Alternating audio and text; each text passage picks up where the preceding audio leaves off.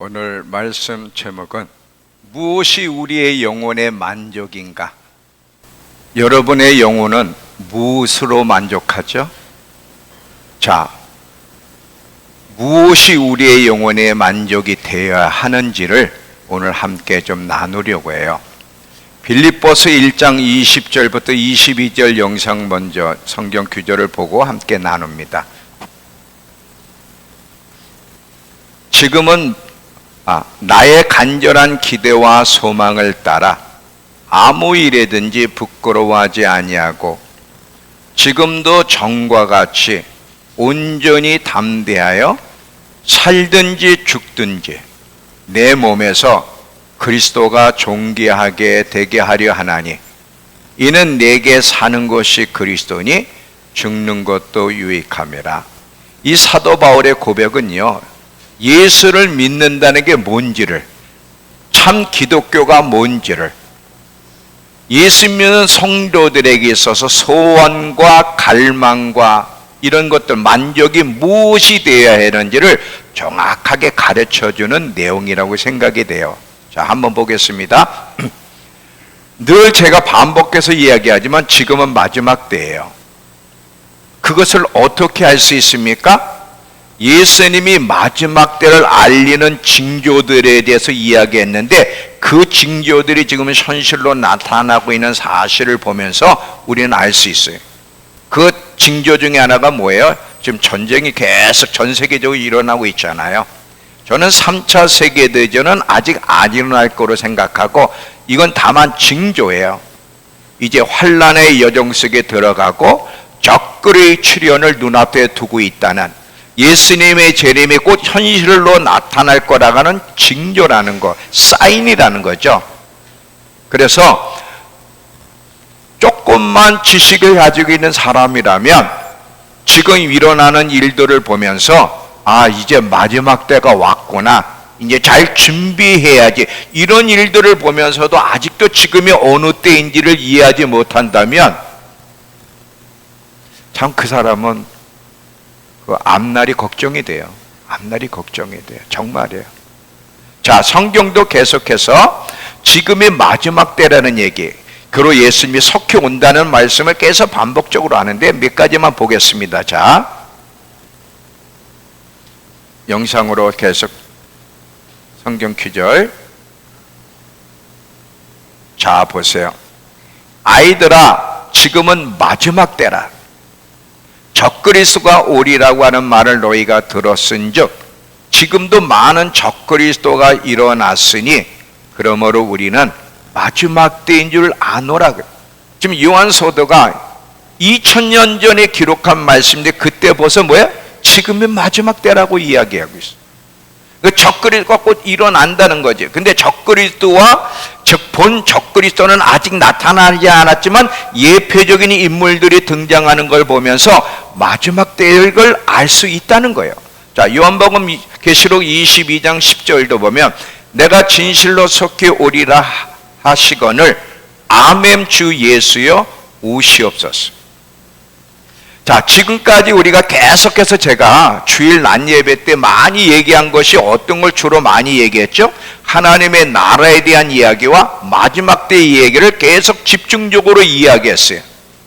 마지막 때 나타날 일들, 징조들과 함께 특별히 저번 주에는 그리스도인들이 만나게 될 상황, 마지막 때 우리 그리스도인들이 어떤 상황을 맞이할 것인지를 계속 이야기했어요. 성경은 계속 우리에게 뭐라고 말씀하시냐면 귀가 있는 자는 성령의 교회들에게 하시는 말씀을 들으라는 것을 계속 반복해. 자, 한번 올려주세요. 계시록 2장 11절 보면 7교회 모두 공통적으로 이야기하는데 귀 있는 자는 성령의 교회들에게 하신 말씀을 들으라. 이기는 자는, 이게 계속해서 7개 반복적으로 나옵니다. 지금은 정말 마지막 때가 되었고 예수님의 재림을 잘 준비할 때가 되었다는 사실을 여러분 기억하셔야 돼요. 제가 금요일날 예배에 참석 못하신 분들이 계셔서 한번 좀 더 얘기할게요. 대환란이 언제 시작되고 언제 이 세상이 끝날 거냐, 한번 제가 얘기했는데, 자, 참고로 한번 더 얘기할 테니까 들어보세요. 이거는요, 제가 틀릴 수도 있고, 대환란이 언제부터 시작될 거냐, 적그리스도가 언제 나타날 거냐, 이 시간, 때를 얘기하는 건 위험한 거예요.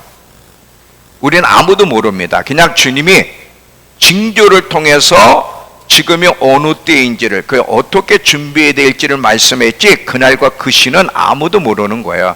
그런데 제가 대충 알아서가 아니라 이렇게 말씀을 계속 공부하다 보니까 자꾸 깨달으리고 마음에 와닿는 게 있어서 한마디만 할게요. 이제 적그리스도가 이제 순서를 잘 보세요. 적그리스도가 등장하여, 적그리스도가 등장하기 전에 먼저 데살로니가 후서 2장에 나오는 얘기예요. 그리고 또 마태복음 24장에서도 제가 전 시간에 얘기했고, 배도하는 일이 많이 일어날 거라고요. 배도함과 동시에 배도하는 그리스도인들은 그리스도인들을 잡으러 간다 그랬어요. 그러니까 배도하는 일이 먼저 일어나고 적그리스도가 등장한 다음에 예수님이 오신다 그랬어요. 그러면 여러분, 적그리스도가 등장하기 전에 적그리스도가 등장할 수 있는 발판이 마련되어야 되는데, 이 발판은 지금 이미 다 마련됐다는 것을 제가 쭉 얘기했어요. 지금 이 흘러가는 상황을 보면 잘 보세요. 만약에 적그리스도가 내년에 나타났다, 두 가지를 여러분 아셔야 돼. 계시록 11장에 나오는 두 증인, 이스라엘 땅에 두 증인이 등장할 겁니다. 이거는요, 모두가 알 수 있도록 등장을 하니까 여러분 염려할 필요는 없어요. 이 두 증인이 모세와 엘리야라고 얘기하는 사람도 있지만 저는 잘 몰라요. 이 두 증인이 나타나면 엄청난 재앙을, 이 세상을 향해서 하늘을 닫아 비가 오지 않는 가뭄을 일으켜, 이제 기근의 때가 곧 올 거고, 그리고 이 물을 피로 변하게 하고 여러 가지 재앙으로 땅을 친다 그랬어요. 이게 3년 반 동안에 하는 일이에요. 이 3년 반 동안에 하다가 전 3년 반에 이 일을 하고 후 3년 반에 딱 들어갈 때 적그리스도와 거짓 선지자가 드러나서 이들과 전쟁을 죽입니다. 죽이고 이제 본격적인 후 3년 반에 적그리스도의 시대가 시작돼. 그럼 이 죽은 사람들은 어떻게 돼요? 3일 반 후에 들려 올라가. 그게 계시록 11장 얘기잖아요. 그런데 이 죽은 이 사람들을 무덤에 장사 지내지 못하도록 3일 반 동안을 그냥 시체를 내버려 두게 한다는 거야. 근데 거기 보면 모든 백성과 족속과 방언과 나라의 사람들이 모여서 시체를 무덤에 집어넣지 못하게 한다는 건데, 그러면 여기서 나라와 족속과 백성과 방언의 그 사람들은 누굴까? 성지순례 온 사람들? No. 누구예요? 저는 개인적으로 그냥 생각이에요. 유엔이라고 생각합니다. 유엔. 지금 유엔이 앞잡이 노릇하잖아요. 뭐 하던 거. 자, 그래서 이제 이스라엘의 두 증인이 등장하면 이게 환란에 들어간 거야. 7년 환란에. 적그리스도가 등장해도 들어간 거고, 만약에 예를 들어서 적그리스도가 내년에 등장했다 그러면 딱 7년이면 끝나. 예수님 오시까지 7년이에요. 그러면 내년에 만약에 예를 들면 2027년에 적그리스도가 등장했어. 7년이면 끝나면 몇 년도에 예수님이 오신다는 거예요? 34년도에. 만약에 2년 후에 오신다면 35년.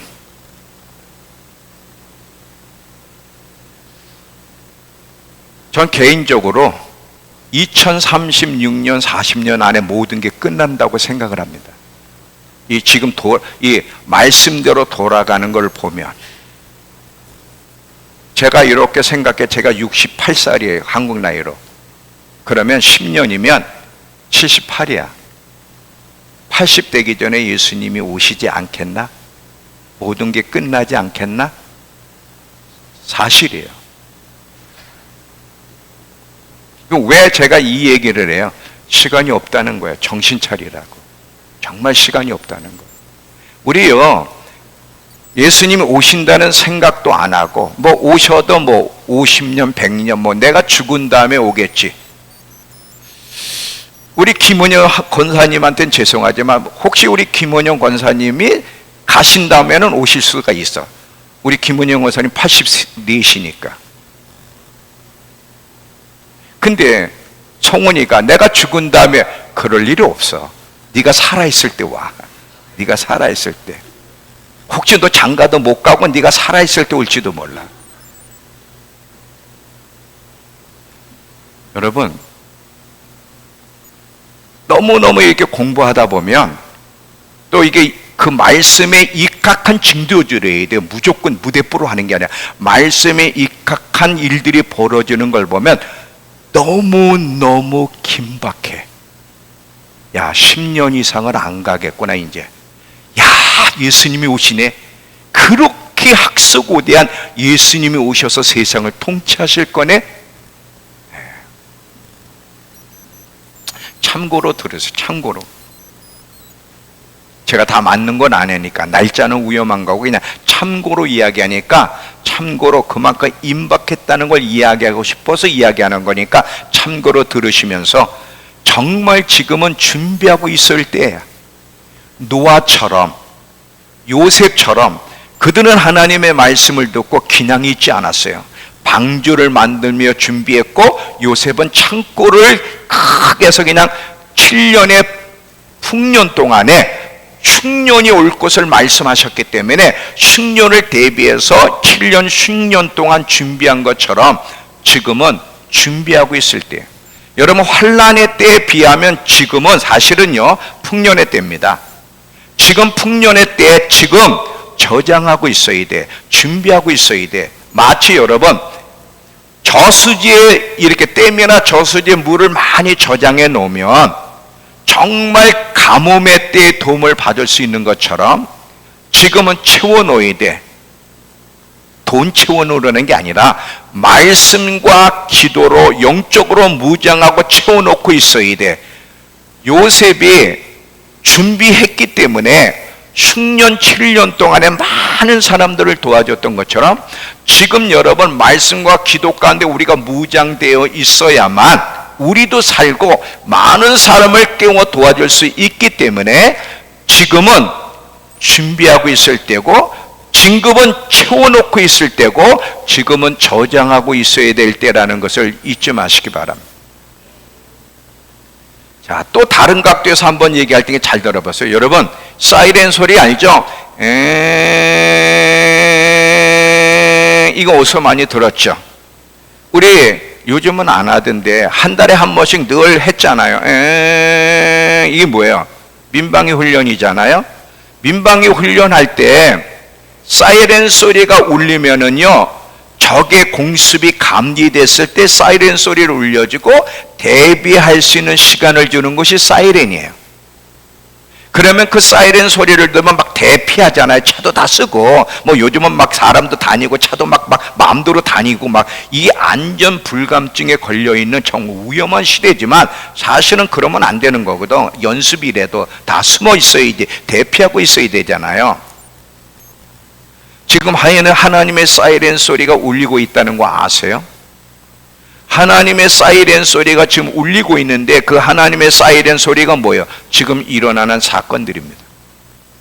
말씀에 입각해서 마지막 때를 알리는 징조가 사이렌 소리예요. 자, 봐라. 지금 이제 준비하고 있어야 돼. 대비하고 있어야 돼. 지금 주님의 사이렌 소리가 울리고 있다는 거예요. 여러분 또 보세요. 이 도심지 이렇게 곳곳에 갔다 보면 위험 표지판들이 있어요. 이 위험 표지판들 뭐 이렇게 집을 새로 진 빌딩 같은 거 지을 때도 보면 위험 표지판이 있잖아요. 그 근처를 가지 말라. 이런 위험 표지판이 있는데 이 표지판을 무시하면 우리 화를 만나. 참 안타까운 거는 나라적으로 개인적으로 영적으로 있죠. 위험한 표지판들이 계속 걸려 있는데도 그걸 무시하고 살아가. 안전 불감증에 걸려있는 시대가 지금 시대고요. 굉장히 위험한 시대예요. 예수님은 계속 대비하고 있으라고 말씀하거든요. 사이렌 소리가 울리거든. 이 마지막 때의 징조가 나타나거든. 준비하고 있으라고 계속 말씀하시면서 이미 사이렌 소리가 울렸는데도 안전 불감증에 걸려가지고 대별을 안 하고 있다는 거예요.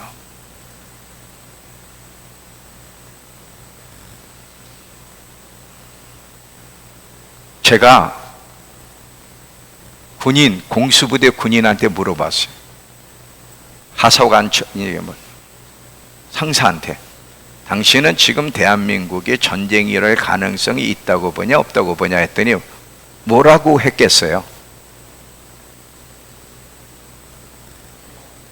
네? 네, 없다 그래요. 당신 군인인데 왜 없다고 그러냐 그랬더니 뭐라고 얘기하냐면, 전쟁도요, 경제력이 서로 비등비등해야 전쟁이 일어나지, 대한민국이 경제적으로 월등해서 북한은 칠 수가 없대. 그게 어디서 나온 논리냐, 너? 어디서 나온 논리야, 그게? 야, 백령도, 연평도, 막 천안함, 막 이 난리가 났는데도 지금 사실 그런 게 다 사인이잖아요, 여러분.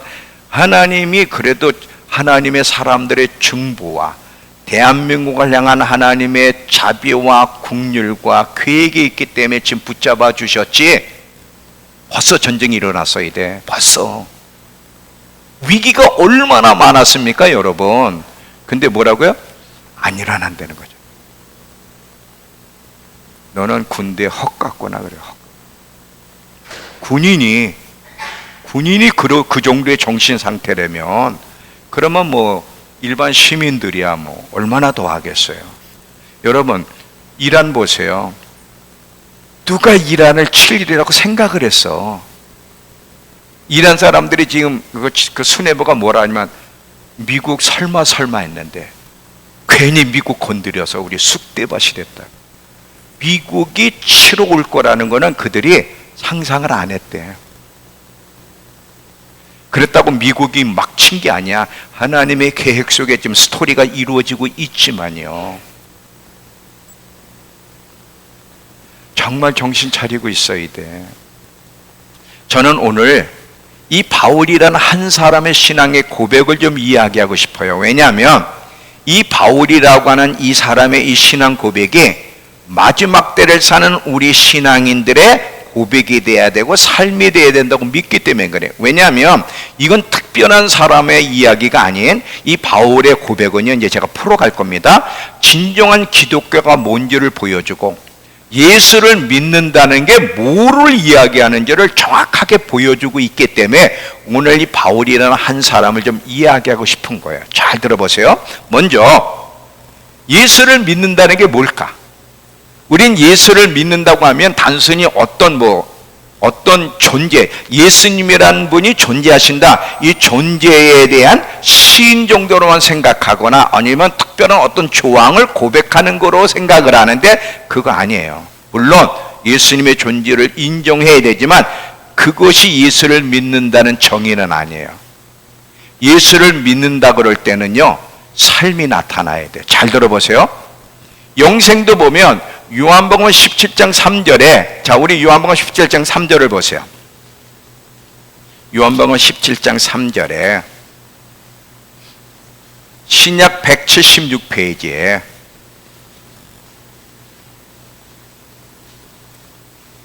영생은 그 유일하신 참 하나님과 그가 보내신 자 예수 그리스도를 알아가는 것이라는 거예요. 삶이라는 거예요. 그냥 단순히 하나님이 살아계시고 예수님이 하나님의 아들이고 우리를 구원하러 오셨습니다, 내가 그걸 믿습니다, 이걸로서 영생이 주어지는 게 아니라, 물론 고백을 해야 되지만 정말 하나님이 살아계시고 예수 그리스도 외에는 인간에게 구원 주실 만한 이름이 없는 오직 예수 그리스도만이 우리의 구원자가 되시고 우리의 주인 되신다는 걸 믿고 그분을 영접할 뿐 아니라 정말 그분을 친밀한 교제 속에 알아가는 삶이 영생에 이르는 길이라는 거야. 삶이 있어야 된다는 거야.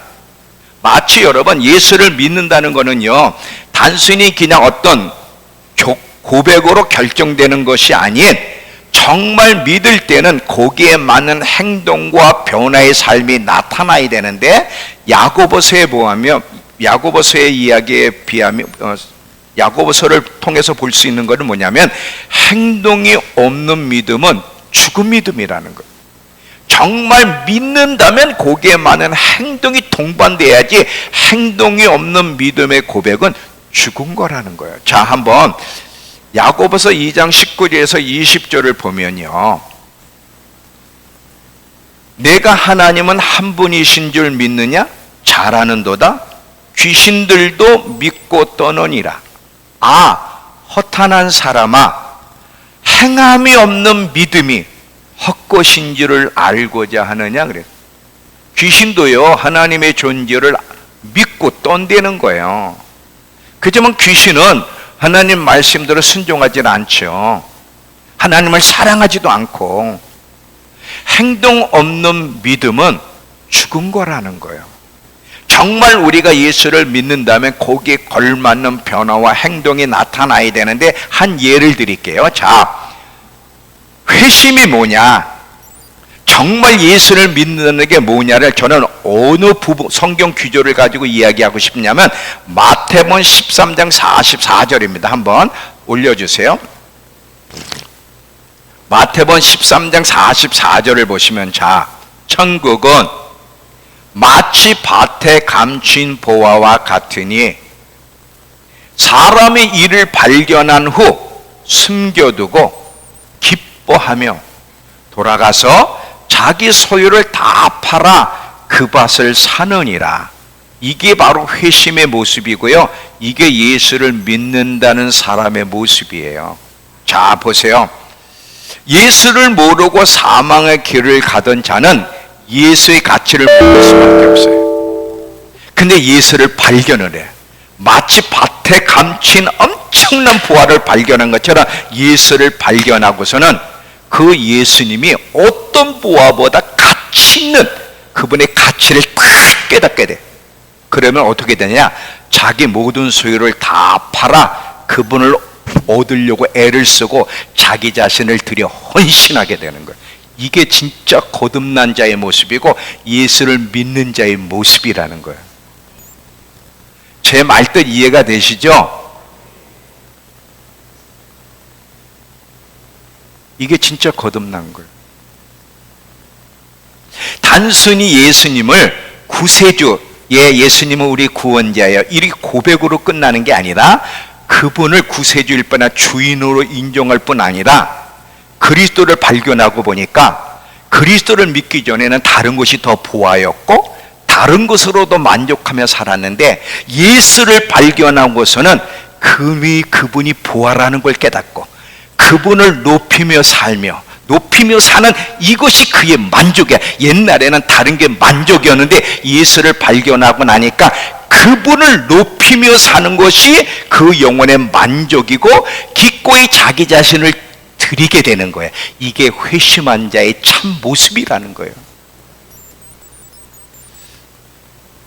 이게 믿는다는 거예요.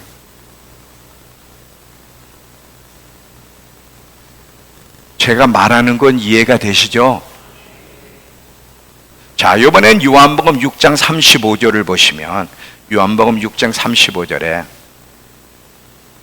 예수께서 이르시되 나는 생명의 떡이니 내게 오는 자는 결코 줄이지 않을 터이요 나를 믿는 자는 영원히 목마르지 아니하리라. 자, 이 말씀을 보세요. 이 말씀을 보면 예수님이 자기 자신을, 예수님을 믿는다는 게 무엇인지, 믿게 되면 어떻게 되는지를 예수님이 가르쳐 주시는데, 예수님은 어떤 분이냐? 인간들이 줄이잖아요. 배고파는 게 있어요, 사람들은. 우리 성은이는 뭐가 배고프냐면 예수님이 그럴 것 같아서 질문을 안 해. 자, 주림이 있고 목마름이 있잖아요. 사람들 안에는 갈망이라는 게 있어요. 주린 배고픔과 목마름이 있는데 예수님이 뭐라고 하시냐면 내가 인간들의 목마름을 진정 만족시켜줄 생명의 떡이고 내가 인간들의 목마름을 만족시켜줄 수 있는 생명수라 그랬어요. 이건 뭐를 얘기하냐면 예수를 믿는다고 할 때는 뭐냐면 생명의 떡과 생명수가 되시니 그분께 나와서 그분이 우리의 영혼의 진정한 주님과 목마름이 되신다는 걸 인정하고 그분으로 채워지고 그분으로 만족한다는 것이 예수를 믿는다는 거예요. 그러니까 예수를 믿는다는 이 믿음은 예수에 대해서 깨어나는 것이고 그분으로 만족하는 것이 이것이 믿음이에요. 제 말하는 건 어렵지 않죠? 아니 이해가 안 되면 이렇게 해요. 괜찮아. 한 번 더 해줄게.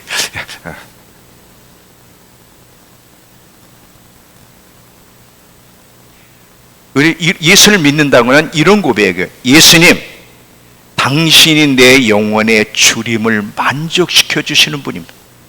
나의 이 주림, 나의 이 목마름은 세상의 어떤 것으로도 채워지고 만족할 수 없습니다. 당신 자신이, 당신이 나의 주림을 정말 만족시켜주고 내 목마름을 만족시켜 주시는 분입니다. 내게는 당신만이 필요합니다. 내게 오시옵소서. 이게 예수를 믿는다고 고백하는 모습이에요. 이게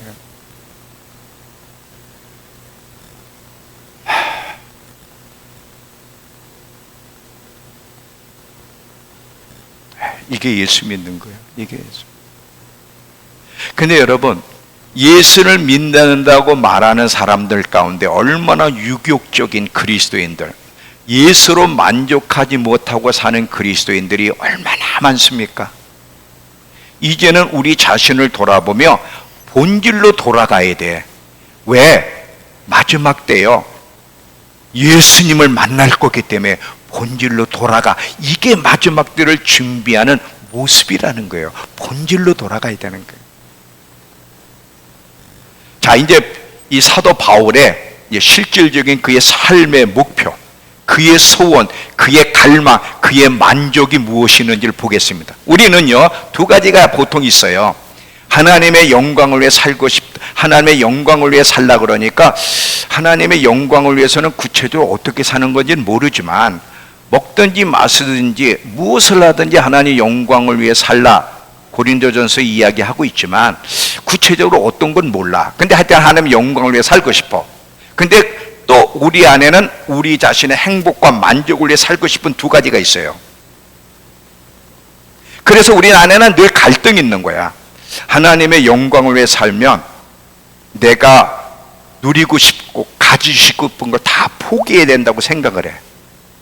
또 내가 원하는 것을 만족하며 살라 그러면 하나님께 영광 돌리는 삶에 문제가 있다고 생각을 해요.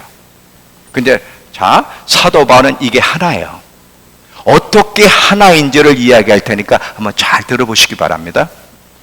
그리고 우리 그리스도인들이 이 모습으로 닮아가야 돼. 한순간에 되지는 않을 줄 몰라도 이것이 우리의 목표가 되어야 된다는 거예요. 자, 다시 한번 올려주세요. 빌립보서 1장 20절에서 21절에 이 사도 바울의 그 삶의 목표, 그 영혼의 만족이 무엇이었는지를 잘 보겠습니다. 빌립보서 1장 20절에서 21절. 나의 간절한 기대와 소망을 따라 아무 일이든지 부끄러워하지 아니하고 지금도 전과 같이 온전히 담대하여, 잘 보세요, 살든지 죽든지, 내가 살아있든 죽든지 내 몸에서 그리스도가 존귀케 되는 게 그의 목표예요. 여기서 그리스도가 존귀케 한다는 건 예수님이 커지는 거야. 그 안에서 그 사람을 지배하는 걸 말하죠. 예수님을 높이는 거, 삶에서 그분을 나타내는 거, 그분의 아름다움을 드러내는 거, 이게 다 존귀란 단어인데, 지금 사도 바울은 살든지 죽든지 내 몸에서는 그리스도만이 존귀케 나타나기를, 높임받기를 원한다. 이는이란 말은, 이는 뭐냐, 뻔데 왜 이렇게 해야 되느냐, 이는, 그러니까 20절에 이렇게 살아야 될 이유를 21절에서 설명하는 거예요. 이는 내게 사는 것이 그리스도니 죽는 것도 유익하기 때문이라는 거예요. 자, 여기서 지금 사도 바울이 나는 살든지 죽든지 오직 내 몸에서는 그리스도만 존귀케 되기를 원하고 이게 내 영혼의 만족이라는 거. 이게 하나인데 사도 바울에게는.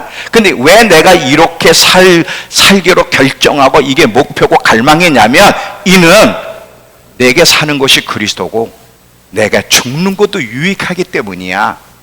그러면 자, 지금 죽는 게 왜 유익한지를 먼저 생각하고 내게 사는 것이 살든지 죽든지 바울이 사는 것도 그리스도를 존귀하게 산다 그러는데 그러면 어떻게 죽는 것이 그리스도를 존귀케 할 수 있는지를 먼저 생각하고 그리고 사도 바울이 어떻게 살 때 그리스도를 존귀케 할 수 있다는지를 어떻게 설명하는지를 이야기하려고 하니까 잘 들어보세요.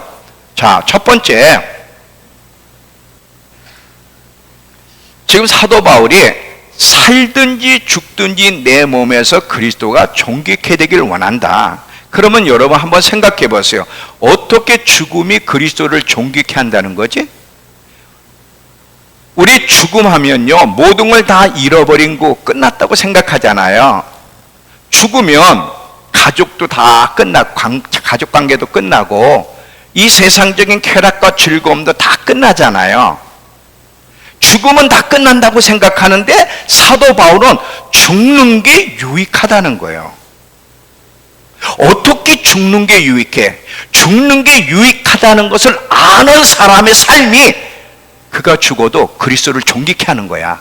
그러면 어떻게 죽는 것이 유익하다고 말하는지는 빌립보서 1장 23절과 연결해서 봐야 되는데 자, 영상을 보세요. 23절에 보면 사도 바울이 이렇게 얘기를 해요. 내가 육신으로 있는 것과 떠나는 둘 중에 갈등 속에 있는데 어느 것이 더 좋은지를 설명을 하는 거예요. 세상을 떠나서 그리스도와 함께 있는 것이 훨씬 더 유익하고 좋은 일이라는 거예요. 자, 지금 사도 바울은 우리는 죽으면 다 잃어버린다고 생각하잖아요. 내가 누리고 싶은 거 다 잃어버리고 끝났다고 생각하는데 사도 바울은 죽는 게 더 유익하대요. 왜냐하면 내가 죽어 떠나면 그리스도와 함께 살아갈 수 있는 이게 더 좋은 것이고 이걸 누릴 수 있기 때문이라는 거예요. 자, 이 말을 마태복음 13장 34절과 연결해서 제가 설명할 테니까 잘 들어봐. 아까 마태복음 13장 44절에 보면 천국은 마치 밭에 감춘 보화와 같으니 사람이 이를 발견한 후 숨겨두고 기뻐하며 돌아가서 기꺼이 자기 소유를 다 팔아 그 밭을 산다는 거예요. 여기서 보화는 예수님이잖아요. 그러면 잘 봐요. 예수를 발견하고 보니까 예수를 만나고 보니까 예수를 만나기 전에는 세상의 즐거움, 세상의 유익, 세상의 쾌락을 따라 살았어. 세상의 것이 부한 줄 알았어. 여러분, 돈이 필요 없다는 얘기도 아니고 세상에서 편리하고 안락하게 사는 것도 잘못됐다는 얘기가 아니야. 이게 전부였는데 예수를 만나고 보니까 그분의 가치를 딱 깨닫고 보니까 세상이 줄 수 있는 즐거움과 어떤 보아받아도 예수님 안에서의 만족과 즐거움이 더 크고 그분이 보아라는 걸 깨닫는 거야. 그런데 그분과 함께 하는 것이 얼마나 유익된 것인지를 깨달았는데 언제 영원히 그분과 함께 죽을 때 우리는요 죽으면 이제 다 인생이 다 끝났다고 생각하고 유익된 것 즐거운 것 다 잃어버린다고 생각하는 사도 바울은 뭐냐면 죽는 게 내게 더 좋은 일이다. 왜? 나의 진짜 보화가 되시고 나의 참 내 영혼의 만족이 되시고 나의 세상의 어떤 즐거움보다 더 나를 즐겁고 만족해 하는 예수 그리스도와 영원히 함께 살 것이기 때문에 죽음이 뭔지, 왜 죽음이 유익이라고 하는지, 죽음이 어떻게 유익인지를 아는 자의 삶의 죽음은 하나님을 기쁘시게 하는 거예요. 이해가 되세요? 자, 이런 예를 하나 드릴게요. 뭐 이런 일이 아마 거의 없을 건데 갑자기 제 자식이 우리 아내하고 저가 있는데 엄마 아빠 막 울고 있어요. 그래서 너 왜 무슨 일이니? 어디 아프니? 아니에요. 왜 그래?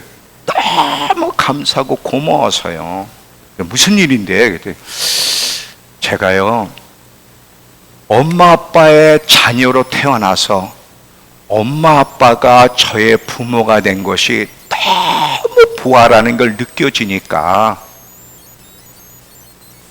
세상의 것이 부하가 아니라 엄마 아버지가 내 부모라는 이 사실이 나에게 너무 소중하고 이게 나의 부하라는 걸 내가 생각하고 깨닫고 나니까 너무너무 감사해서 눈물이 나요. 이런 자식은 없을 텐데 만약에 있다 그러면 그 엄마는요 알아눕습니다. 그 소리 듣고 못 일어나. 그러면 잘 봐요. 이 애가 진실로 엄마 아빠가 내 인생의 어떤 즐거움보다 더 나에게 만족을 주시고 내게 부하라고 부모한테 고백한다면 그게 부모를 높이는 거잖아요. 무슨 선물을 안 줘도. 지금 사도 바울이 뭐냐면 우린 죽음을 두려워해. 여러분, 이 죽음에 대한 개념이 사도 바울 같은 개념이라면 우리 당당하게 죽을 수 있어요. 우린 죽음으로 다 끝난다고 생각하잖아요. 죽으면 내가 가지고 있던 돈, 그리고 가족관계, 내가 누리고 싶은 즐거움 다 끝난다고 생각하니까 발버둥 치고 안 죽으려고 그러는 거거든. 그런데 죽는 곳이 내게 훨씬 유익하다. 왜? 나의 진정한 보화가 되시고 내 영혼의 참 만족이 되시고 나의 진정한 행복이 되시고 나의 즐거움이 되시는 예수 그리스도, 그분과 영원히 함께하며 그분을 얻을 수 있으니 어찌 죽음이 유익이 아니리요. 이런 사람의 고백과 죽음이 어떻게 하나님을 기쁘시게 할 수 없습니까? 그분을 높일 수밖에 없는 거죠. 이해가 되세요? 우리 그리스도인들은 죽음의 개념이 틀려야 돼요. 이런 올바른 죽음에 대한 개념을 가지고 있으면 막 더 살라고 발버둥 안 칩니다. 제가요 충격 하나 받은 게 있어요. 제가 존경하던 선배인데 예수 잘 믿는 사람이에요. 그리고 좋은 일도 참 많이 해서 교회 모범이야. 근데 이분이요 사형 선고를 받았어요. 5만 가지 병인데 한 달밖에 살 수 없다는 사람을 하나님이 3년을 살려주셔가지고 참 많은 일을 했어. 제가 그분 밑에서 배우면서 그분이 돌아가면 그분이 그 세운 모든 그 센터들을 저보러 운영해달라고 요청할 정도로 그분 옆에서 같이 이제 일을 했는데 이분이 죽기 전에요 날 붙잡고요 저보러 뭐라고 하셨어요? 홍룡아, 더 살고 싶다. 나 그때 충격받았어. 더 살고 싶다. 죽을 준비가 된 줄 알았더니 더 살고 싶다. 나 살려달라고 기도해줘. 그때 충격이 너무 컸어. 그럼 천국이 있다는 건 무슨 말이지? 한 달밖에 살 수 없는 사람을 3년을 살려주셔서 엄청난 일을 하게 하셨는데 이번엔 이제 당당하게 죽겠구나. 홍령아, 아직도 잊지 마. 안아. 홍령아, 더 살고 싶다. 히드키야가 너 이제 내 앞에 와. 하나님, 더 살고 싶어요. 더 살고 싶어요. 15년 더 살려줘서 그가 잘한 게 뭐가 있어? 근데 사도 바울은 내가 몸으로서 할 일이 많은데 이 사는 거가 죽은 두 사이에 끼어서 내가 어떤 선택을 해야 할지 모르겠다. 근데 사실 내 마음 안에는 죽는 게 더 원해. 왜냐하면 내가 세상을 떠나야 나의 부하가 되시고 나의 참 만족이 되시고 내 인생의 전부가 되신 그리스도를 얻고 그분과 영원히 함께 살 수 있기 때문에 이게 더 훨씬 좋은 일이래. 죽음에 대한 개념을 이렇게 생각할 수 있다면 뭐가 두렵겠어요? 뭐가 두렵겠어요? 죽는 게 두렵겠습니까? 뭐가 두렵겠습니까?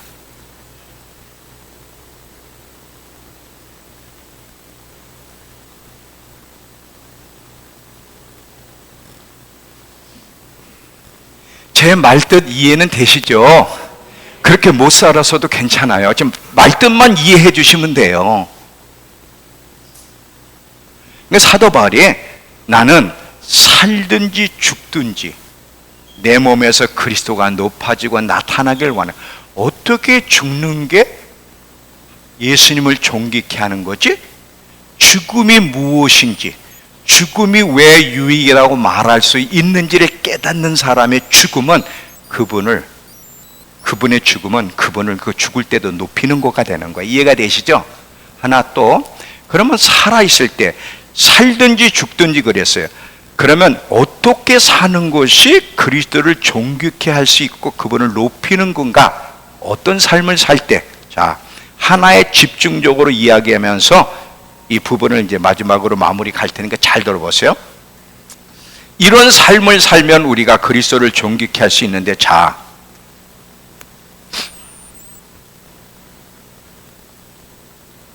지금 이 세상에는 너무너무나 많은 고통받는 사람이 참 많습니다. 경제적으로 고통받는 사람, 직장을 잃어서 어려움을 겪는 사람, 암병이나 불치병에 걸려서 고통받는 사람, 자녀들이 가출해서 고통받는 사람, 사랑하는 사람이 죽어서 고통받는 사람, 사회적으로 개인적으로 고통받는 사람들이 너무나 많아. 그런데 그럼에도 불구하고 여러분,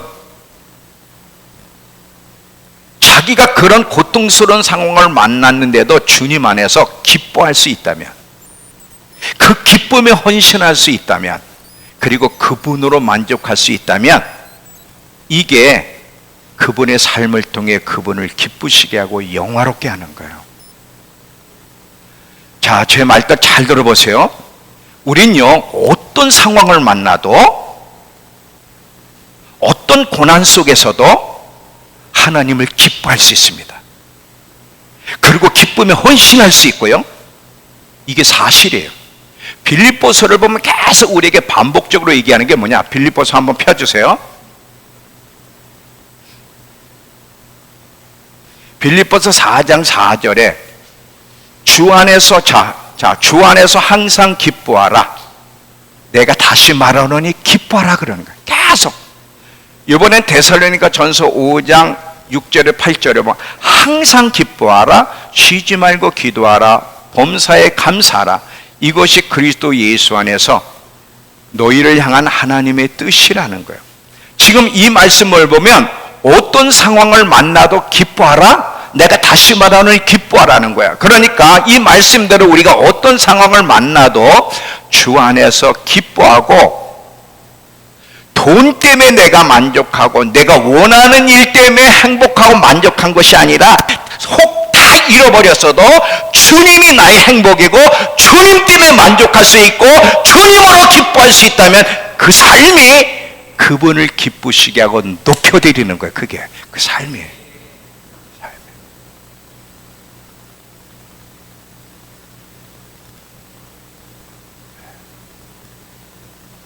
우린 이렇게 살라고 부름받은 사람들이에요.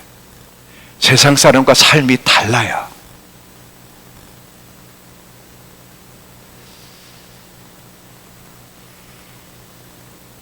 우리 노래 가운데 이런 노래가 있는데 우리 혜란이가 나와서 한번 불러주세요.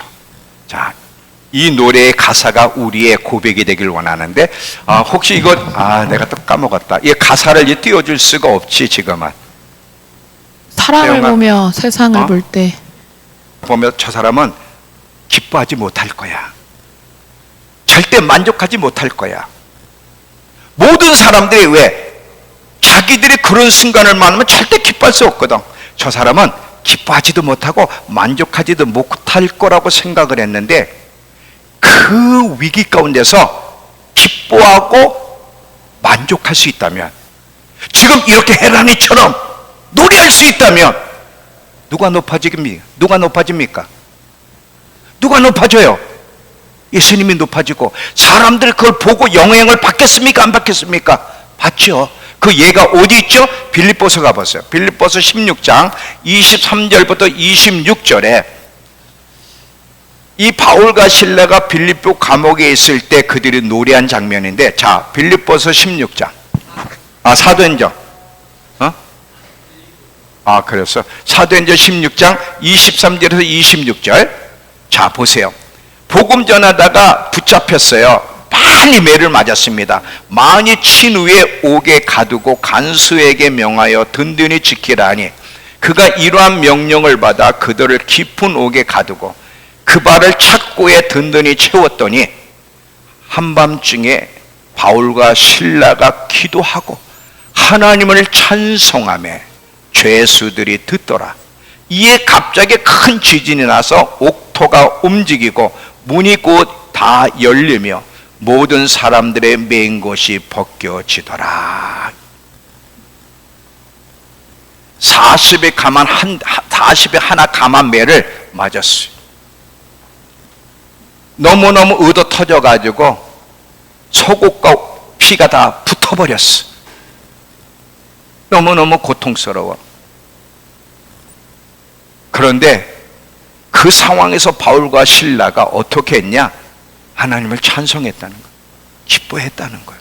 즐거워했다는 거예요. 왜냐하면 사도 바울은 자기 상황이 어떠냐, 자기가 세상적인 거 가지고 있느냐에 따라서 행복과 만족과 기쁨을 측정한 것이 아니라 예수 그리스도가 그 자신의 영혼의 만족이고 예수 그리스도가 그의 행복이고 예수 그리스도가 그의 즐거움이요 예수 그리스도가 그의 보화가 되기 때문에 상황이 어떻든 그는 기뻐할 수 있었고 감사할 수 있었고 찬송할 수 있었어. 이것이 하나님을 기쁘시게 하는 거야. 그래서 죄수들이 듣는데 하나님이 옥문을 다 열어버렸어. 옥문을 다 열어버렸어.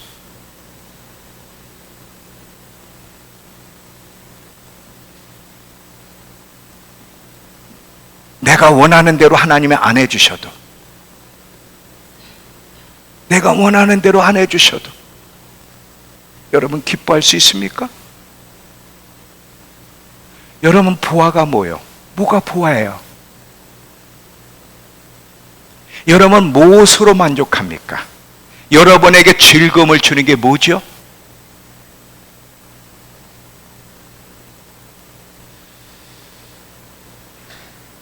사도 바울에게서는 그의 영혼의 만족과 그분을 존귀케 하는 것이 별개가 아니라 하나예요.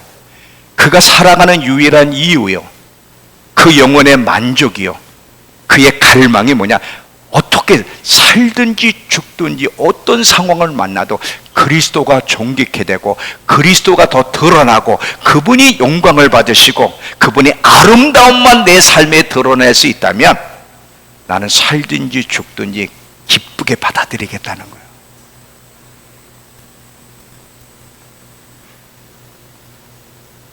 울지 마세요. 칭얼칭얼거리지 마세요.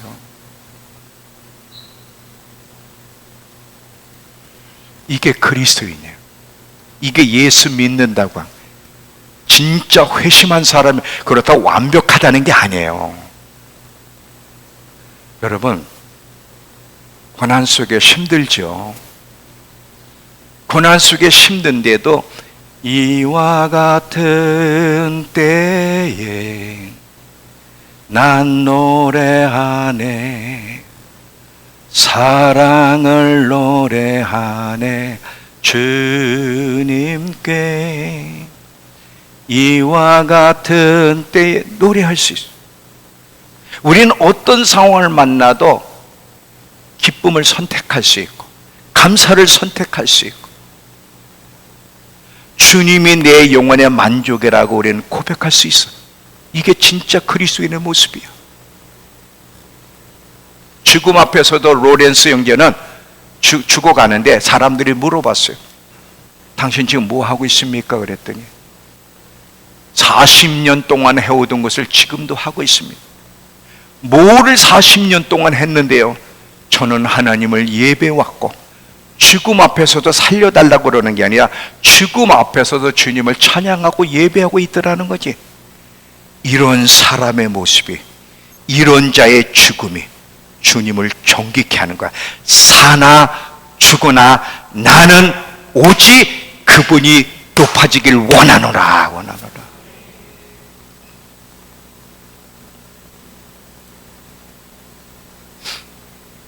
제가 이거를요 늦었지만 배웠어요. 제가 지금 이 고백을 할 수 있게 됐어요. 그래서 오늘도 아침에 울다 나왔어요. 이 고백을 하면 이렇게 막 내 영이 기뻐하는지 막 눈물이 나. 하나님, 지금까지는 다른 것을 보아로 세상의 것을 얻을 때 즐거워하고 만족하고 살았지만, 여러분, 분명히 세상의 물질이나 세상의 명예나 세상의 이런 오락 같은 것이 우리에게 필요도 하고 잠깐 만족 주는 것은 사실이에요. 그거 버리라는 게 아니야. 그런데 그건 우리에게 진정한 만족과 진정한 즐거움을 줄 수 없고, 그게 없어도 기뻐할 수 있어야 되는 거야. 예수님이 우리의 행복과 만족과 든든함과 충족함과 그 예수님이 나의 부활하고 여기는 사람은 있든 없든 비록 없어져도 신앙이 흔들리지 않는데, 세상의 것을 즐거움으로 부활로 만족으로 생각한 사람들은 그게 없어지면 절망에 빠지는 거예요. 하나님, 예수님이 저의 행복이고 제가 만족할 수 있는 것은 주님 때문에, 주님이 저의 만족이시고 주님 때문에 즐거워할 수 있고 주님 때문에 기뻐할 수 있는 이것을 저에게 고백하게 하시고, 주님이 저의 부활하는 사실을 늦었지만 이제 깨닫게 해주시니 너무 감사하다고 고백을 하면 내 영이 울어. 지금도 너무너무 감사해서. 야, 이 고백을 왜 이제서 하냐? 왜 이렇게 이제서 하지?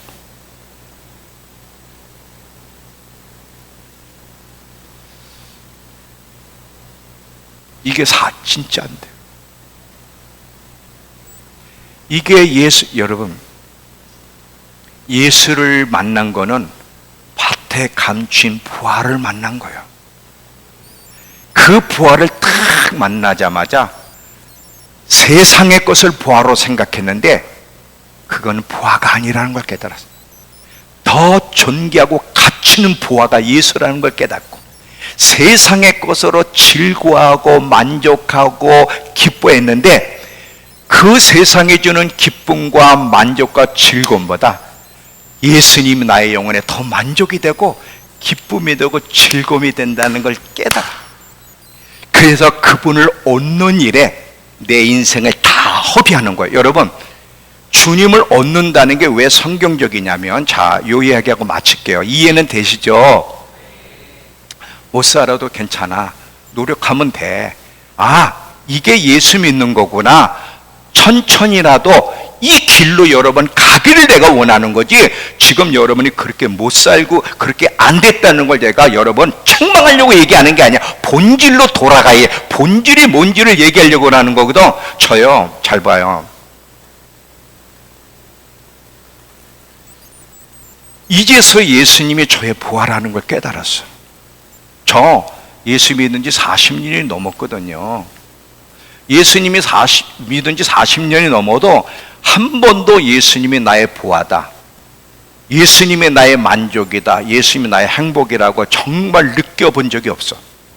근데 지금은 진짜야. 진짜로.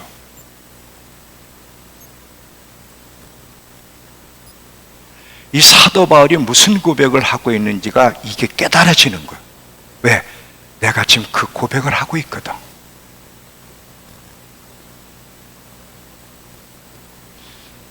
이게 마지막 때를 준비하는 길이에요. 우리의 본체가 되시는, 만물을 창조하시고 후속하신 만왕의 왕이 오시는데 그분이 부하가 안 되고, 그분이 내 영혼의 만족이 안 되고, 그분이 나의 즐거움이 안 되고, 항상 세상 곳에 그분이 밀려난다면 어떻게 그분을 대면하겠어? 어떻게 대면할 거예요? 혜선아, 너 어떻게 대면할래? 자, 절대 속지 마세요. 뭐냐면, 사람은 죄성을 가지고 있기 때문에 이 죄가 속이는 역할을 해. 이 죄성을 가지고 있는 내가 나를 속여. 뭐라고 속이느냐? 세상도 나를 속일 거야. 아니야, 예수 즐거움 아니야, 예수 보아가 아니야, 그냥 예수 믿으면 너 천국은 가. 근데 그분이 네 보아도 즐거움 만족도 아니다. 이거 세상에는 이거 더 예수보다 즐거운 게 여기 있잖아. 이거야. 이게 즐거움이야. 이게 너의 만족을 줘. 이거 다 속이는 거야. 이거 다 거짓말이야. 진리의 말씀으로 거짓과 싸워야 돼. 매일매일 싸워야 돼. 이것이 신앙이야. 이것이 신앙. 매일매일 진리의 말씀으로. 자, 아까도 그랬죠? 돈이 필요 없다는 얘기도 아니에요. 즐겁게 사는 게 잘못됐다는 것도 아니에요. 근데 이게 예수보다 또 가치가 있고 예수보다 더 존귀하고 예수 위에 있어. 이거는 안 되는 거야. 이건 거짓된 소리야. 이거를 진리의 말씀으로 찔러 쪼개고 싸워서 이겨 나가야 되는데 매일매일 주님이 오실 때까지 이게 마지막 때를 준비할 수 있는 길이야. 요한일서 2장 15절부터 17절에 요한일서 2장 15절부터 17절을 보시면 여러분은 이 세상이나 세상에 있는 것들을 사랑하지 마십시오. 그거에 애착을 갖고 마음 빼앗기지 마십시오. 누구든지 세상을 사랑하면 아버지의 사랑이 그 안에 그 사람 안에 있지 않는다는 거예요. 이는 세상에 있는 모든 것들 곧 육신의 정욕과 안목의 정욕과 이 세상살이의 자랑은 아버지에게서 온 것이 아니라 세상으로부터 온 것이기 때문에 세상도 사라지고 세상 정욕도 사라지지만 하나님의 뜻을 행하는 사람은 영원히 살 거라는 거예요. 이 예수보다 더 큰 만족을 줄 거라는 이 거짓된 욕망을 죽이는 일을 해야 돼. 말씀의 검으로. 여러분, 그렇지 않으면 평생 속는데 평생 속은 사람 중에 대표적인 왕이 누구죠? 솔로몬이에요. 솔로몬은 사람이 가질 수 있고 누릴 수 있고 다 누려봤어. 그리고 그것이 행복이고 그것이 만족이고 그것이 보안 줄 알았어. 하나님이 솔로몬에게 깨닫고 나니까 그 솔로몬이 전도서에 뭐라고 그랬어요? 나는 헛된 인생을 살았다는 거예요. 중요한 것은 그분의 심판 때 그분의 계명을 지키고 그 말씀대로 살아가는 것보다 더 중요한 것이 없다는 거지. 얼마나 많은 그리스도인들이 이 거짓된 욕망의 소리를 듣고 거짓된 욕망에 붙잡혀서 살아갑니까? 여러분, 돈도 필요해. 즐겁게 사는 거 잘못된 거 아니야. 그러나 예수보다 더 가치 있는 것은 없어. 그분이 보아야. 그분이 우리의 즐거움이야. 그분이 우리의 만족이고 그분이 우리의 전부라고. 세상에 없어져도 예수만 있으면 행복할 수 있어야 되는 거예요. 이게 예수 믿는 사람들의 모습이에요. 이게 이렇게 살려고 애를 쓰다가 그분을 만나야지. 예수를 밀어놓고 세상의 것을 보아로 여기다가 예수를 만나면 어떡하겠다는 거예요. 어떻게? 여러분 진짜 행복하세요? 저는요 확신해요. 예수를 참된 보아로 진정한 만족으로 여기지 않는 사람은 돈이 1000억 있어도 경이 있어도 그 영혼은 공고합니다. 절대로 만족할 수 없어. 공고해. 그러니까 돈 많은 애들이 앱스타인? 제프트 앱스타인이라는 거 알죠? 몰라? 아는 게 하나도 없구나. 이 제프리 앱스타인 거기 가 있는 사람들이 또 거기서 그 짓도 하는 사람들이 다 누구야? 다 세상에서 거물급들이야. 왕들이든지 대통령이든지 돈 많은 사람들이니 다. 왜 그 짓에? 얼마나 공허하고 만족이 없으면 그런 애가.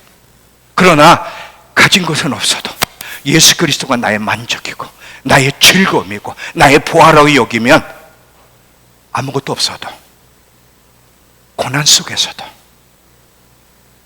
죽음 앞에서도 기뻐할 수가 있는 거야. 기뻐할 수 있는 거야.